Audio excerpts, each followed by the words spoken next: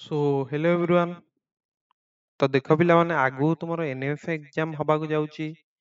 तो NF exam रे तुमरो math exam रो गोटे इंपोर्टेंट टॉपिक होची तुमरो मिक्स्ड लेटर कोडिंग। बुझी पारछो? तो मिक्स्ड लेटर कोडिंग रे आस्तुवा क्वेश्चन को तुमे किपरि सॉल्व करियो आमे एई वीडियो रे देखिबा। तो एटा गोटे इजी टॉपिक पूरा फुल मार्क स्कोरिंग टॉपिक। तो जो माने भी हम ग्रुप रे जॉइन नहीं परियो कारण हम ग्रुप रे तुमरो मैथ एवं सैट रो सब मैथ रो प्राय क्वेश्चन कराइची एवं मैथ रो सब टॉपिक प्राय कवर कराइची एवं सैट रो क्विज मध्य करा जाउची। सो जो माने भी तमे क्वेश्चन प्रैक्टिस करिया चाहूच निश्चित ग्रुप रे जॉइन नहीं परियो। बुझियला? तो देखो प्रथम क्वेश्चन टा कोन देइची देखो तमु देइची 975 रो अर्थ होची थ्रो अवे गार्बेज। 528 रो अर्थ होची गिव अवे स्मोकिंग। नेक्स्ट 213 रो अर्थ होची स्मोकिंग इज हार्मफुल। तो क्वेश्चन तुमको देला जे गिव पाई केउ कोड व्यवहार करा जायछि। तो देखो प्रथम तुम काम होची तमे देखियो जे कॉमन कोन अछि। प्रथम आउ द्वितीय भितर कोन कॉमन अछि ना 5 कॉमन अछि तमे देखिलो। ताल देखो ए 5 को मोटे गोल कर दोछि एठी 5 2 8 रु 5 को गोल कर दे। बुझियला? एवं डाहान पार्श्व रे तमरो जो स्टेटमेंट ता देइथियो तमे ता भितर देखियो जे ए दिटा भितर कोन कॉमन होछि। प्रथम हमें कोन प्रथम एवं द्वितीय स्टेटमेंट को देखुछंती। Throw away garbage give away smoking कोटा कॉमन अछि मु वृत्त कर दउची हला आउ एटा कॉमन अछि। बुझी पारलो एबे कथा। नेक्स्ट गोटे काम करो सेकंड आउ थर्ड भीतर कोन कॉमन अछि सेटा देखि दवा। किछि कॉमन अछि कि तमरो? अछि पिला माने कोन स्मोकिंग। देखो एटी स्मोकिंग अछि एटा गोटे काम कर एटा को मु आयत क्षेत्र करूची हला एमतिया ज्यामितिक चित्र गोटे गोटे कर देले जान दे परिबो। परीक्षा रे भी एमती ही कर देले तुमको कम टाइम रे तुम क्वेश्चन सॉल्व करियो। तो एठी देखो तमरो दुईटा अछि तमरो कोन ना कॉमन। बुझियला सेकंड आउ थर्ड भीतर रे बुझी परछ तो सेकंड आउ थर्ड हमें जेतल देखिले तमरो कोन अछि स्मोकिंग टा कॉमन अछि एवं दुईटा एठी कॉमन अछि। तो जो जोगुडी को मिली जाइछि लिखि दबो 5 टा तमरो कोन मिला ना आवे। बुझी होउची कथा। दुईटा तमरो कोन मिली गला एठू दुईटा मिली गला होची तमरो स्मोकिंग। क्वेश्चन ने देखो तुम पचार जे गिव रो कोड टा कोन।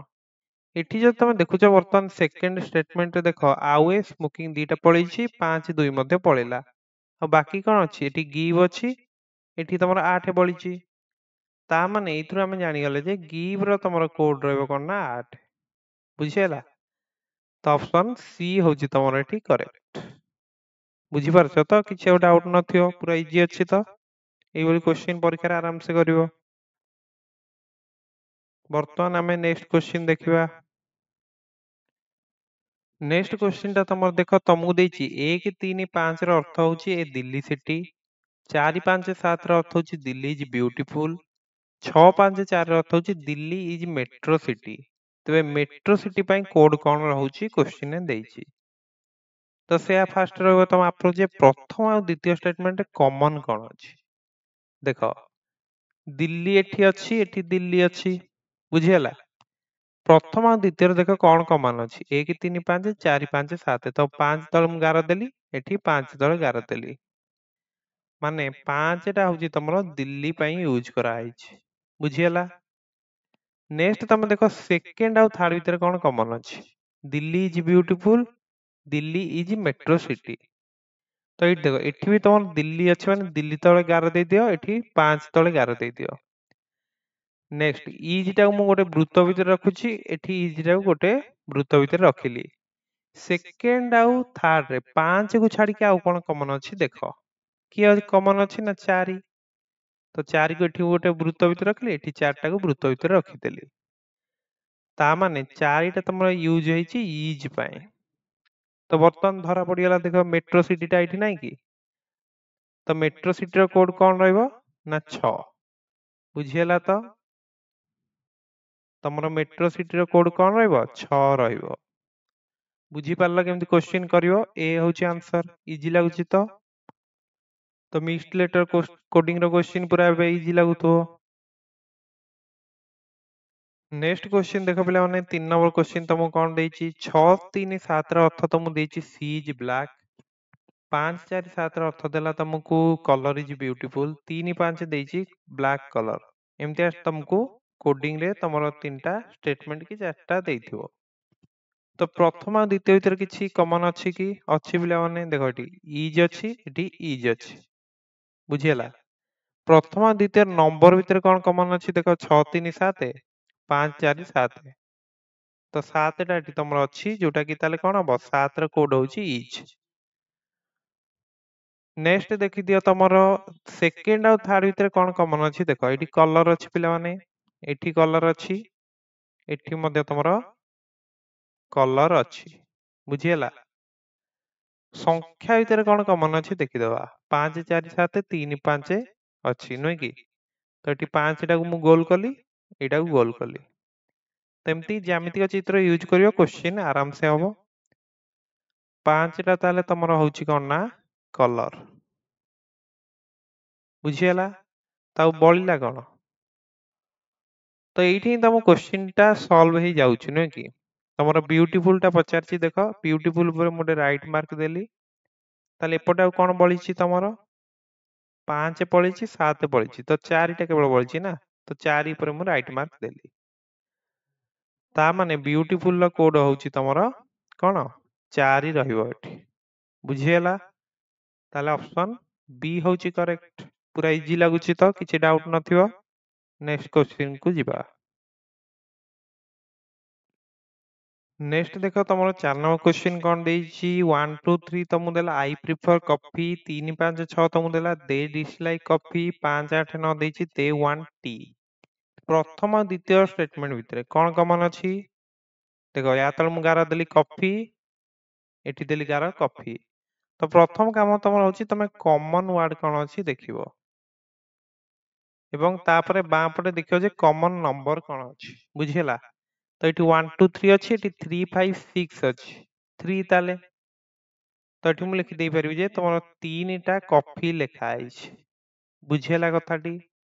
नेक्स्ट सेकंड आ थर्ड भीतर कोन कॉमन अछि देखो तमरो एठी कोन अछि देखो दे अछि एठी भी तमरो दे अछि। सेकंड आ थर्ड भीतर कोन कॉमन अछि 3 5 6 5 8 9 कॉमन कोन अछि तमरो एठी 5 अछि एठी 5 अछि ता माने 5 रो कोड होछि तमरो दे बुझियला। तमु पचारला जे डिसलाइक सेकंड स्टेटमेंट ता लक्ष्य करो एठी डिसलाइक अछि एपटे तमरो कोन आ बळिछि 6 बळिछि ना ता माने तमरो 6 नंबर टा होछि डिसलाइक देखि पारछ तो क्वेश्चन केते इजीली हे जाउछि तो आंसर होछि तमरो ऑप्शन डी ओके भलरे बुझी गलो। नेक्स्ट क्वेश्चन को जिबा। नेक्स्ट देखो तमरो 5 नंबर क्वेश्चन 2 5 3 तम देछि बुक्स आर ओल्ड 5 4 6 देछि तम मैन इज ओल्ड 3 7 8 तम देला बाय गुड बुक्स तबे आर पई कोड कोन रहिछि books are old man is old common कोन अछि देखो ओल्ड अछि ओल्ड तर मु गार देली बर्तन बाम पार्श्व जे देखिया 2 5 3 अछि 5 4 6 अछि तो 5 एठी अछि एठी 5 अछि बुझियला तो 5 टा होछि तमरो ओल्ड क्लियर।